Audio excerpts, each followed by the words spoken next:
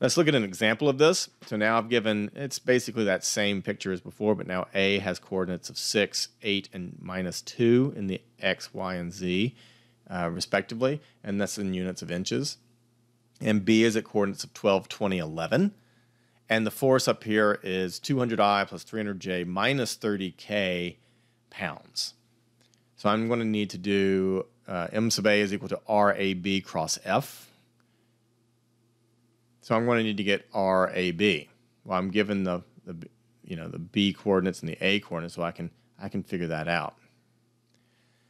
And how do I do that? The position vector is going to be my final. So since it's RAB, I'm going to do all my B values minus my A values. So BX minus AX, and then BY minus AY, and BZ minus AZ. So for that, I'm going to have 12 minus 6, I, plus 20 minus 8 for J, and then 11 minus -2, because it's 11 minus -2 in the K, and that's going to give me a position vector of 6I plus 12J plus 13K inches. This is the same kind of position vector you've already learned how to calculate in previous lectures. So now we've got all these things. We've got our force vector and our position vector defined. So let's do M sub A is equal to RAB cross F. Here's our determinant now with actually values in there. So IJK across the top. And then my position vector, 6, 12, 13 goes in here, 6, 12, 13. And then my force vector, 200, 300 minus 30, 200, 300 minus 30. And then I do my math here. So I'm in units of inches and pounds. My moment's going to be in inch pounds. Every term, whenever you're doing a moment, it should be in distance times force. So like inch pounds or inch feet, or kip inches, or kip feet, or Newton meters, or kilonewton meters, or Newton millimeters, or something like that. They're always going to have a distance value, a distance unit, and a force unit. I can do all that math. Kind of tedious, but calculators are great. Minus 4,260I plus 2,780J minus 600K, and that's all going to be an inch pound. So that would be the moment about point A caused by that force. Now, the I, the J, and the K terms here, that's cool.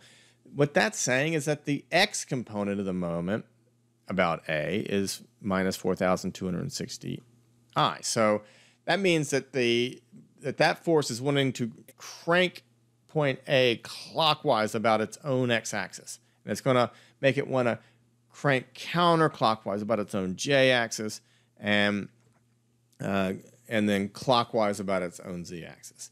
And if you wanted to find the absolute magnitude of this, it's just a vector like everything else. You can just do the square root of the sum of the squares. I have not done that here, but that's one thing you could do.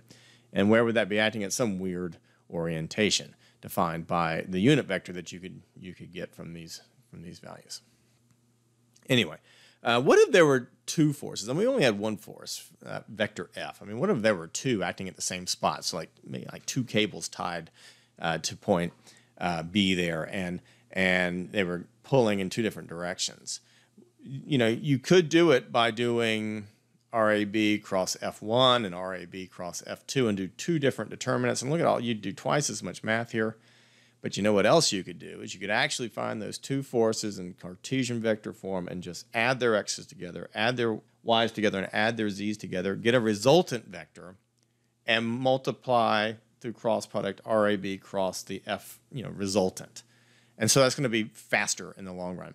It's less determinant work. You add them together at the beginning. Remember I said, specifically in the case of components, if you added the moments caused by the components together, it would be the same thing as the moment caused by the resultant of those two. And that would be the same thing here because we'd be adding those two forces together.